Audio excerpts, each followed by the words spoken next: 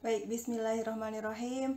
Assalamualaikum warahmatullahi wabarakatuh semuanya. Kita kembali lagi di mata kuliah Kewirausahaan Islami dengan tema yang ketiga atau topik yang ketiga, yaitu etika, mental, dan motivasi berprestasi sebagai wirausahawan. Baik, kita masuk ke etika saja ya, etika dulu. Jadi dalam berwirausaha, oke. Dalam berwirausaha itu sebaiknya etika sebagai seorang muslim itu harus dikedepankan gitu ya. Etika Islam adalah ilmu dalam Islam ya, adalah ilmu pengetahuan yang mengajarkan mana yang baik dan mana yang buruk dengan fitrah dan akal pikiran yang benar. Sehingga seseorang ini yang memiliki etika tersebut itu dapat secara jelas melakukan hal yang benar dan menghindari suatu keburukan. Jadi jika dia beretika, dia akan bisa membedakan, oh ini loh hal yang benar, oh ini loh hal yang baik, dan dilakukan, nggak cuma tahu saja gitu ya.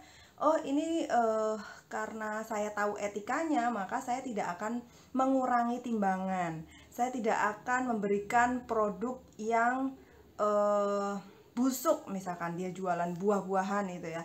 Saya kalau masam ya akan saya bilang masam. Kalau produk itu bagus maka akan saya bilang bagus. Nah, itu adalah etika. Sedikit contoh dalam etika berwirausaha secara syariah begitu ya. Selanjutnya, etika terhadap pelanggan. Nah, ini ada 4 hal penting yang mungkin kalian harus tahu. Etika terhadap pelanggan ini menurut Bapak Farid dalam bukunya Kewirausahaan Syariah yang kemarin saya sudah share ke kalian semua, di mana etika terhadap pelanggan ini itu yang mempengaruhi sekali adalah empat hal. Yang pertama, sikap dan perilaku seseorang pengusaha mengikuti norma yang berlaku. Jadi norma yang ada di negaranya itu dijunjung tinggi oleh dia. Normanya kita harus menghormati yang lebih tua, menyayangi yang lebih muda gitu ya. Nah, itu harus dia tanamkan dalam dirinya. Baik itu siapapun nanti yang beli, dia kaya atau miskin, tidak akan dibeda-bedakan oleh dia. Dia berkata baik, berperilaku baik, dan lain sebagainya. Yang kedua adalah cara berpakaian yang sopan sesuai tempat dan waktunya. Nah, sopan ini berarti dia secara norma itu menutup auratnya kalau di syariah Islam ya. Dia sopan, kemudian tidak memakai pakaian yang tidak pada tempatnya. Misalkan ini di pasar gitu ya, tapi dia masih pakai baju tidur piyama di rumah. Nah itu nggak boleh. Dalam etika terhadap pelanggan, pengusaha itu nggak boleh seperti itu. Jadi dia harus menempatkan ini di pasar ya, saya harus siap pakaian saya tuh di pakaian saya tuh harus siap di pasar, bukan lagi untuk baju tidur gitu ya. Nah ini penting karena kesiapan kita itu dilihat juga dari cover kita. Don't judge book by the cover itu benar, tapi everybody should, seharusnya emang lumrahnya itu ngelihat orang dari covernya dulu,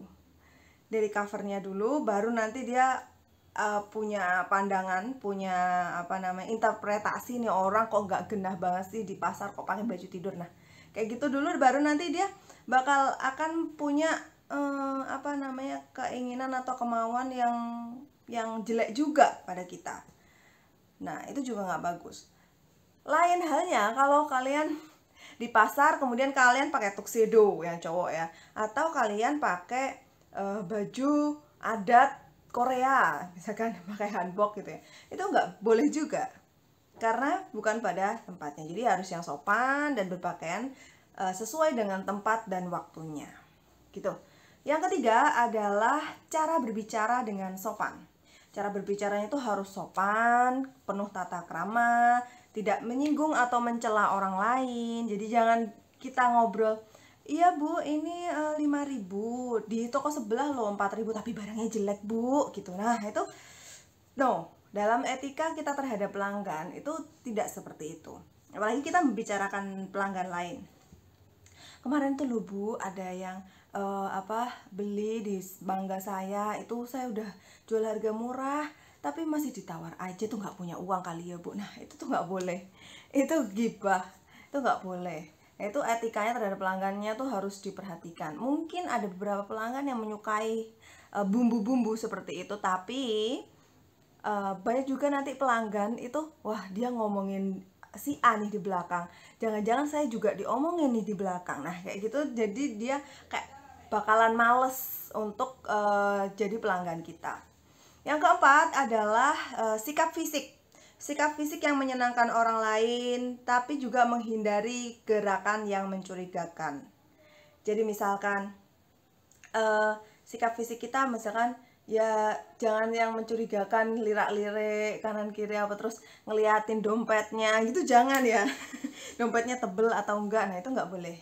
Jadi harus sikapnya menyenangkan tuh sopan, tangan, ada yang bisa saya bantu Bu, saya beli, misalkan silakan melihat-lihat dulu beli apa, kalau nanti butuh bisa panggil saya, kayak gitu. Jangan diikutin terus-terusan, dia kemana diikutin kemana, itu nggak nyaman. Dia juga butuh privacy untuk pilih barang kita gitu ya. Kalau online bagaimana? Nah, sikap fisik kalau online tuh nggak terlalu usaha online ya, nggak terlalu kentara ya kan, karena kita yang dilihat adalah nomor 3 ini, cara berbicara atau cara ngetik kita yang sopan, kemudian interaktif.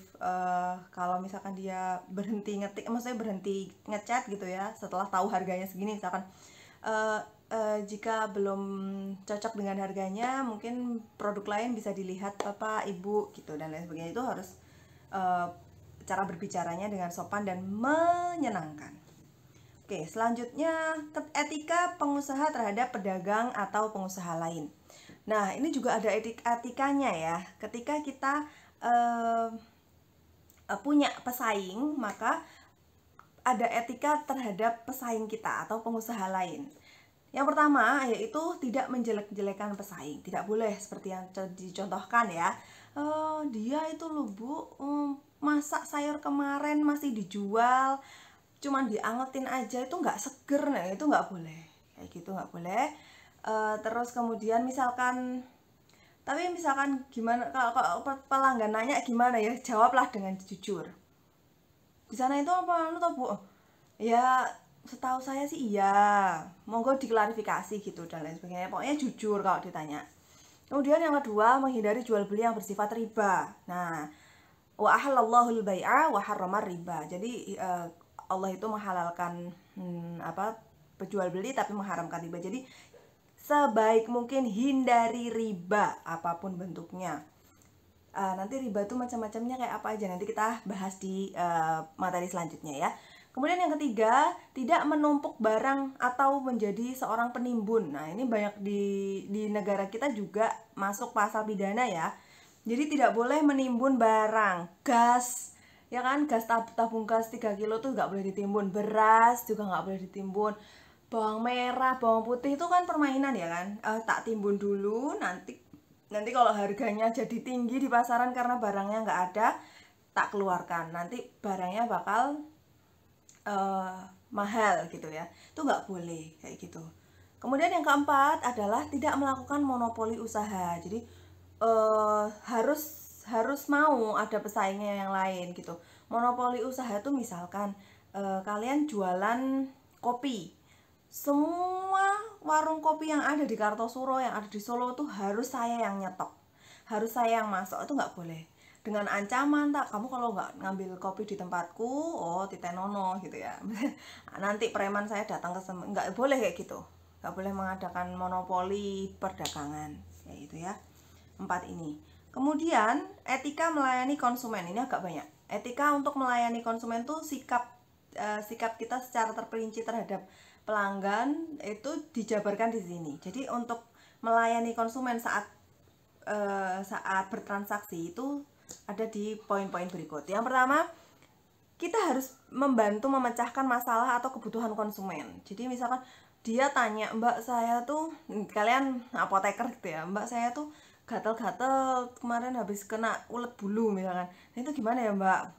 oh ini Pak, pakai obat ini gimana, ada keluhan apa dan lain sebagainya, itu dipecahkan dulu solusinya.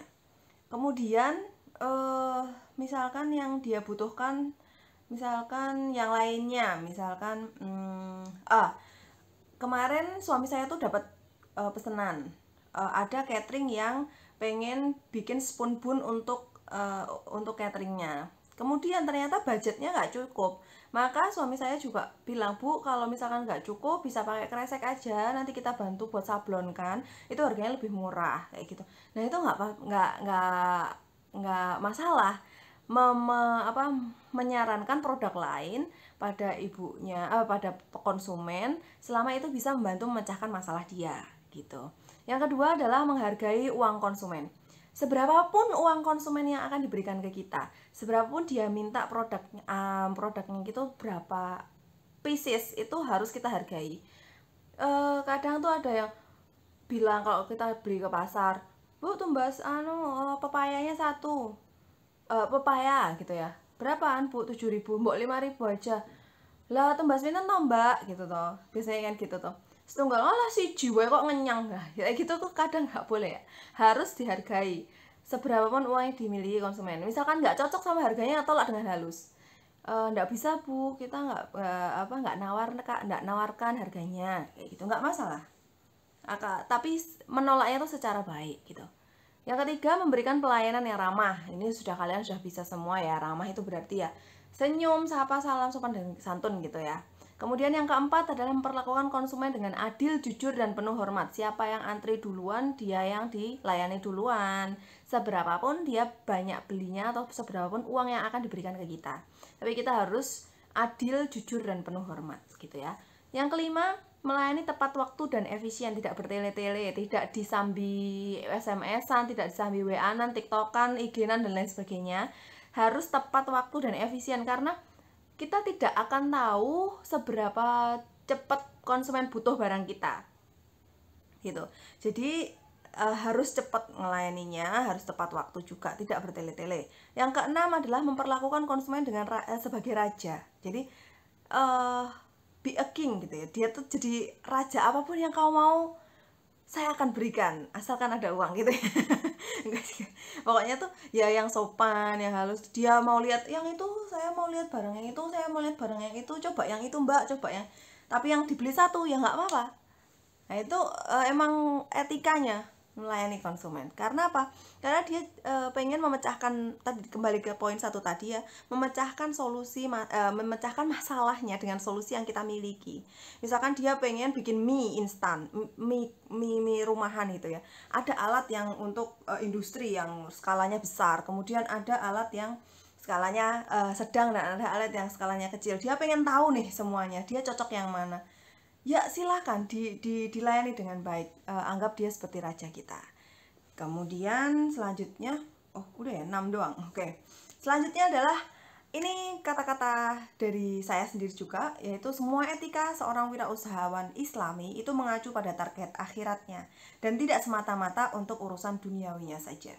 Jadi misalkan kalian dianya beli banyak tapi kemudian dia minta cek kosong, kwitansi kosong, jangan mau. Karena apa? Karena kejujuran kita, sikap kita yang baik itu juga akan dinilai sama Allah. Karena perdagangan kita itu targetnya tuh nggak hanya sampai dunia saja, nggak sampai uang saja, tapi sampai akhirat. Karena dimana kita melakukan perdagangan yang baik, secara jujur, secara beretika, maka insya Allah upaya kita untuk menghasilkan rezeki, untuk beribadah itu akan dinilai pahala oleh Allah Subhanahu wa taala. Amin ya rabbal alamin. Selanjutnya kita masuk ke mental wirausaha syariah. Jadi mental itu adalah hal-hal yang berkaitan dengan psycho atau ya psikologi ya, atau kejiwaan yang dapat mempengaruhi perilaku individunya sendiri. Jika mentalnya baik, maka individu ini akan baik gitu ya. Sikap mental wirausaha berarti kecenderungan seorang pribadi atau jiwa seseorang yang membuahkan tindakan atau tingkah laku baik sebagai wirausahawan atau potensinya menjadi wirausahawan. Jadi kalau dia belum punya wirausaha, maka dia bisa kalau punya mental yang seorang wirausaha ini, berarti mereka punya potensi untuk berwirausaha. Tapi mungkin dengan banyak kendala dia nggak bisa melakukan wirausahanya itu, ya kan? Mungkin dia belum punya modal kah, dia belum berani, dia terkendala barengan sama kuliah dan lain sebagainya lah ya, banyak urusan. Tapi sebenarnya jika dia sudah memiliki mental ini, maka dia berpotensi atau dia layak menjadi seorang wirausahawan. Mari kita lihat kekuatan mental yang membangun kepribadian wirausaha yang kuat. Nomor 1, yaitu cerdas emosional. Secara emosi itu di sini ya, emosi tapi juga kadang naik ke sini ya kan. Itu dia cerdas. Kapan dia harus marah, kapan dia harus diam, kapan dia harus ngalah sama pelanggan tuh semuanya dia tahu kapan waktunya. Nah, ini harus dilatih. Oh, ini pelanggannya harus diseneni nih, digetak nih kudu nih. Nah, itu 1 kali 2 kali juga boleh, tapi di saat-saat tertentu. Ya nanti kalian akan menemukannya sendiri. Tapi coba kalian lihat, coba kalian pelajari di rumah. Seseorang itu kalau punya kecerdasan emosional yang bagus, dia akan bisa banyak punya teman dan sedikit musuh. Nah, nomor 2 yaitu percaya diri. Jadi untuk menawarkan sesuatu tuh jangan yang waduh nanti kalau dibandingkan sama toko sebelah yang harganya lebih murah gimana ya, terus gimana ya, nanti produk saya basi gimana ya, dan lain sebagainya. Itu hilangkan percaya diri. Kalau bukan rezeki saya, tidak akan mampir ke saya. Tapi seberapapun mahal produk saya, kalau ini sudah rezeki saya, maka itu akan masuk ke saya. Percaya diri. Oke, yang ketiga, berani berkata tidak. Nah, ini ya. Yes man itu nggak bagus. Yes man, yes woman. Jadi dia tuh apa aja diminta temennya, ini ayo temenin aku ke Burjo ya, ayo temenin aku kayak ya, kamu ngerjain ini ya, itu nggak bagus. Kayak gitu tuh nggak bagus. Misalkan itu bukan tanggung jawab kalian ya, jangan dikasih. Ya silahkan kamu berusaha yang lain gitu. Jangan takut untuk dibenci karena apa ya? Karena seseorang yang bisa memutuskan untuk tidak atau berkata tidak, itu berarti dia tahu prioritas, dia punya karakter. Nah, ini harus dilatih juga. Jangan nggak enakan. Nah, ini loh, kadang nggak enakan itu. Oke, yang keempat, mampu menangani orang. Nah, ini juga ngelihat psikologis orang itu juga penting. Ada orang yang suka bercerita. Nah, kalau menangani orang yang suka bercerita, kita harus mendengarkan. Kemudian kalau misalkan dia tidak suka bercerita, ya mungkin dia cuma pendiam. Saya ini mas saya butuh gergaji. Udah gitu tok cluenya. Ya udah Anda sampaikan ini Pak, gini. Nah, dia akan mendengarkan dengan baik, kemudian dia akan memutuskan sendiri. Nah, itu menangani orang-orang yang seperti itu tuh beda-beda caranya. Beda kalau Pak saya butuh gergaji, saya tuh punya ini. Nah, dengarkan beliau ngomong dulu. Baru ini Pak ada 3 macam gergaji kayak gini, monggo. Nanti dia akan nanya lagi, nah nanti baru dijelaskan lagi kayak gitu. Jadi menangani orang tuh melihat dulu orangnya tuh kayak apa, gitu ya. Kemudian tidak takut untuk berubah. Nah, apalagi sekarang ya, pandemi itu memaksa orang untuk berubah seketika, ya kan? Berubah. Ini jangan takut. Kalau saya tahu kalian tidak akan takut untuk berubah, ya kan?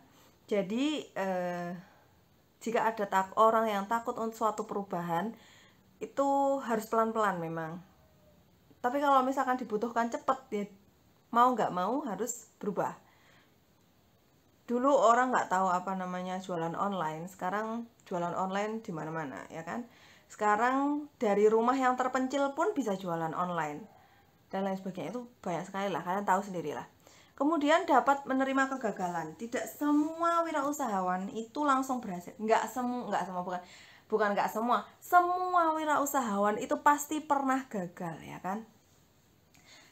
Seperti yang saya bilang di video lalu, bahwa kita hanya butuh 1 keberhasilan dari semua kegagalan itu untuk sukses. Jadi seseorang yang tidak takut gagal, yang memiliki tidak takut gagal, maka dia memiliki mental wirausahawan dan berpotensi menjadi wirausaha. Yang ke-7, tidak berlarut-larut pada kesalahan. Jadi nggak mikir baper, aduh salah saya tuh kemarin tuh jualan terus kemudian ternyata produk saya tuh jelek terus dikomplain.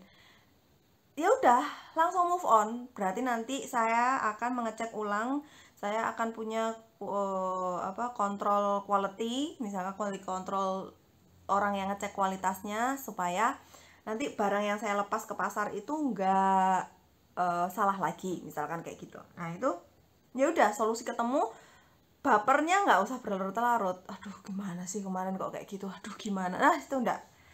Tapi tidak berlarut-larut pada kesalahan. Misalkan kalian di kesehariannya, misalkan, aduh kemarin kok saya ngomong kayak gitu ya sama dosen ini ya, saya kok bersikap kayak gitu. Nah, stop. Kalian minta maaf, move on. Oke ya. Yang ke-8, tidak iri dengan orang lain.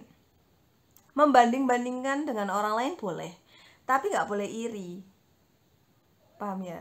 Jadi dia seperti ini, dia kalau kegagalan ada kegagalan, dia mengatasinya caranya seperti ini. Nah, kalian boleh tuh ngambil cara mengatasi kegagalan dari beberapa orang. Tapi kalian nggak boleh iri dengan dia kan bapak ibunya udah kaya duluan, jadi usahanya lebih makmur, wajar lah, kayak gitu. Ya kalau kayak gitu kalian tuh memaklumi bahwa kalian nanti nggak bisa sesukses dia karena kalian tidak mempunyai orang tua yang kaya, kayak gitulah ya, intinya kayak gitu. Jadi iri itu nggak boleh. Kalian boleh ngelihat dia untuk membandingkan, untuk mengambil pelajarannya, tapi kalian tidak boleh menjadi seorang yang iri dengki. Yang ke-10, rajin berolahraga. Itu juga bisa menjadi seorang ciri khas yang bermental wirausahawan, karena rajin berolahraga ini berarti kalian mengapresiasi diri sendiri untuk sehat, menjaga kesehatan tubuh. Berarti kalian punya disiplin, kalian punya kemauan keras untuk menjaga kesehatan tubuh, kesadaran dan lain sebagainya. Motivasi dalam diri kalian tuh ada. Kemudian kalian juga cukup tidur. Nah ini salah satu juga mental seorang wirausahawan yang kuat ya, karena seorang wirausahawan itu butuh waktu sadar tuh yang baik, tidurnya bagus, kemudian dianya besoknya akan menghadapi hari itu dengan baik juga gitu. Sehingga Nabi juga pernah berkata, Nabi juga mencontohkan ya kan, kalau tidur itu dipercepat, jadi setelah isya langsung tidur, kemudian bangunnya lebih duluan daripada yang lainnya, jam 3, jam 2 dan sebagainya. Kemudian tahajud. Nah, berapa sih waktu tidur yang cukup itu ya? Situ 6 sampai 7 jam. Itu cukup. Jadi jam 7 ya, misalkan setengah 8 jam 8 lah kita tidur. 8, 9, 10, 11, 12, 1, 2, 3. 7, 6 sampai 7 jam. Jam 3 kalian bangun, kemudian langsung ngerancang atau planning kalian hari itu apa, di checklist semua dan lain sebagainya, tatakan semuanya. Subuh sholat subuh, habis itu olahraga, sarapan, mandi dan lain sebagainya, siap menghadapi hari gitu ya. Selanjutnya, motivasi wirausahawan syariah. Jadi untuk bisa memiliki jiwa wirausahawan syariah itu kalian punya motivasi. Motivasi ini adalah sebuah dorongan, hasrat ataupun minat yang begitu besar di dalam diri untuk mencapai suatu keinginan, cita-cita, dan tujuan tertentu. Adanya motivasi ini akan membuat individu berusaha sekuat tenaga untuk mencapai yang diinginkannya. Motivasi yang harus dimiliki seorang wirausahawan. Yang pertama adalah motivasi untuk bekerja keras. Ini tidak usah saya jelaskan ya, karena kalian pasti sudah tahu sendiri, bekerja keras. Kemudian 2, pantang menyerah. 3, optimis. 4, menjadi profesional. Jadi tidak amatir melulu. Profesional tuh semuanya dihargai. Bahkan waktu yang terbuang tuh dihargai. Kemudian untuk mengembangkan ide. Jadi motivasi untuk mengembangkan ide ini juga harus ada. Jadi kalau kalian punya produk, ini produknya biar berkembang, ini diapain? Digoreng lagi, ditambah apa? Ditambah ini mungkin kayak gimana, kemasannya gimana dan lain sebagainya. Ini motivasi untuk mengembangkan ide itu harus ada. Yang ke-6, motivasi untuk membangun sistem kerja. Jadi kalian juga harus punya sistem kerja, entah itu dari apa namanya atasan kalian sendiri, owner, kemudian ada bendaharanya, keuangannya, ada yang belanja barang, ada yang produksi dan lain sebagainya, kayak gitu. Sistemnya tuh harus ada. Kalau misalkan belum ada gimana Bu? Ya kalian maintain sendiri. Jam segini aku harus gini, jam segini harus seperti ini dan lain sebagainya. Kalau sudah merasa oh kayaknya saya butuh hire pekerja, maka silahkan putuskan gitu. Yang ketujuh, untuk motivasi untuk memiliki pikiran yang terbuka, tidak terbatas pada, jadi gini, kewirausahaan Islam atau syariah itu kan terbentuk dari kita sendiri ya kan. Tapi bentuknya bagaimana itu bisa kita ambil dari berbagai macam sumber. Entah itu mungkin dari pengusaha non-Islam, dari pengusaha Cina, Padang, Madura, yang apa ya, vibes pengusahanya tuh bener-bener yang strong. Silahkan, tapi kalian nanti pilah-pilah sendiri. Oh ini yang nggak bagus, ini yang bagus dan lain sebagainya. Itu pikirannya terbuka. Yang kedelapan, semangat untuk memiliki pendukung emosional. Jadi pendukung emosional itu keluarga. Jadi bikin keluarga Anda tuh dukung kalian secara emosional. Kalau nggak keluarga